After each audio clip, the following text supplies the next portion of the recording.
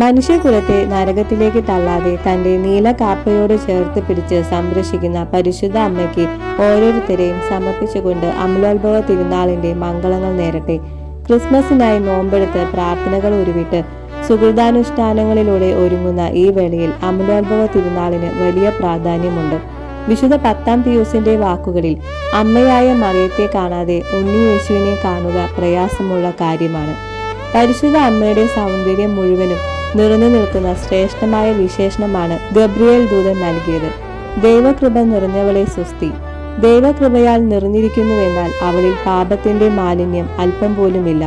കർമ്മപാപത്തിന്റെ മാത്രമല്ല, ജന്മപാപത്തിന്റെയും കറയില്ലെന്ന് തന്നെ മനസ്സിലാക്കണം. ഏൽപ്പിക്കാൻ പോകുന്ന അന്യവും മഹോന്നതവുമായ ദൗത്യം നിറവേറ്റാൻ മറിയത്തെ ദൈവം മുൻകൂറായി ഒരുക്കിയിട്ടുണ്ടെന്നത് തീർച്ച. വിശുദ്ധ ആൻസലം പറയുന്നു, എല്ലാവിധ പാപക്കറകളിൽ നിന്നും സ്വതന്ത്രമാക്കി തന്റെ പുത്രന് വസിക്കാൻ പരിശുദ്ധമായ ഒരു വാസസ്ഥലം ഒരുക്കുവാൻ ദൈവത്തിന്റെ ജ്ഞാനത്തിന് കഴിയാതിരിക്കുമോ? പരിശുദ്ധാത്മാവ് യഥാർത്ഥത്തിൽ പരിശുദ്ധ മറിയത്തോടൊപ്പമായിരുന്നു. മറിയം തന്റെ പാപമില്ലാത്ത ശരീരത്തിൽ നിന്ന് ഈശോയ്ക്ക് ജന്മം നൽകുന്നതിനായിരുന്നു ഇത്. പാപത്തിൽ വീണ മനുഷ്യനെ രക്ഷിച്ച ദൈവത്തിന് തന്റെ പദ്ധതി പ്രകാരം ഒരാളെ പാപത്തിൽ വീഴാതെ കാത്തു സൂക്ഷിക്കാനും കഴിയും.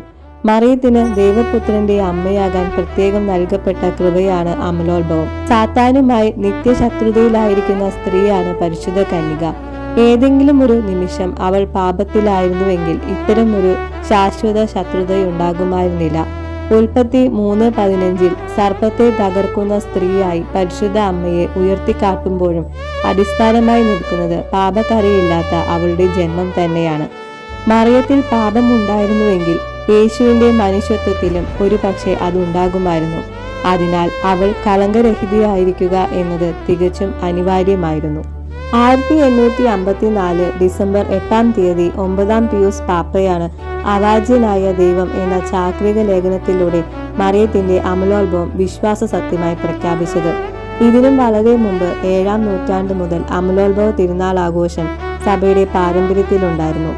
വിശ്വാസ സത്യമായി പ്രഖ്യാപിച്ച് 4 വർഷങ്ങൾക്കിപ്പുറം പരിശുദ്ധ അമ്മ തന്നെ 1858 ലൂർദിൽ വിശുദ്ധ ബർണദീത്തയ്ക്ക് പ്രത്യക്ഷപ്പെട്ടപ്പോൾ പറഞ്ഞു, ഞാൻ അമലോത്ഭവയാണ്. സ്വർഗത്തിന്റെ നിയോഗവും പദ്ധതിയും അനുസരിച്ച് വെളിപ്പെടുത്തുന്നതുവരെ അമ്മ നിശബ്ദതയോടെ കാത്തിരുന്നു.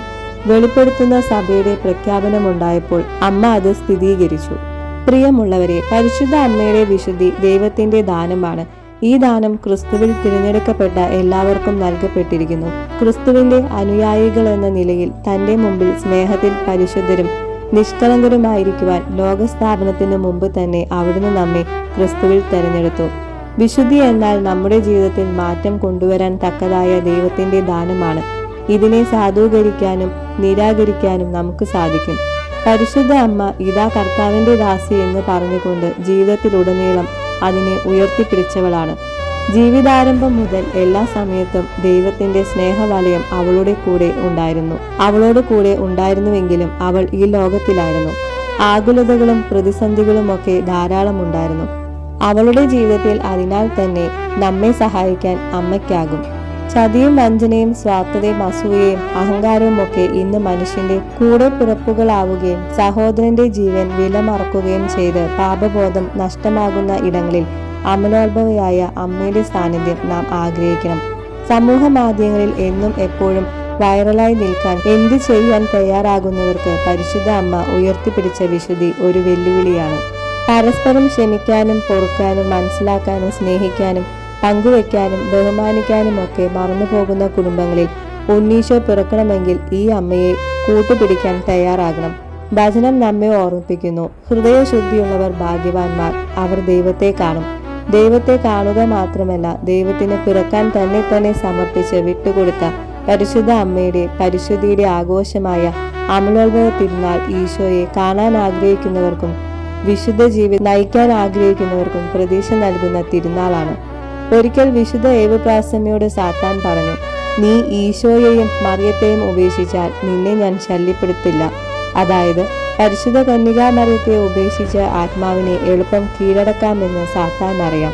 നമ്മുടെ ആത്മീയ ജീവിതത്തിൽ സാത്താനുമായുള്ള യുദ്ധത്തിൽ ഈശോ കഴിഞ്ഞാൽ ഏറ്റവും ഉറപ്പുള്ള സഹായം പരിശുദ്ധ അമ്മ തന്നെയാണ്. ഈ അമ്മയുടെ അമലോത്ഭവത്തിന്റെ ശക്തിയിൽ ആശ്രയിച്ചുകൊണ്ട് ഉണ്ണീശോയ്ക്ക് പിറക്കാൻ തക്കതായ വിശുദ്ധിയുള്ള ഒരു ഹൃദയം ഒരുക്കാൻ ദൈവം നമ്മെ സഹായിക്കട്ടെ.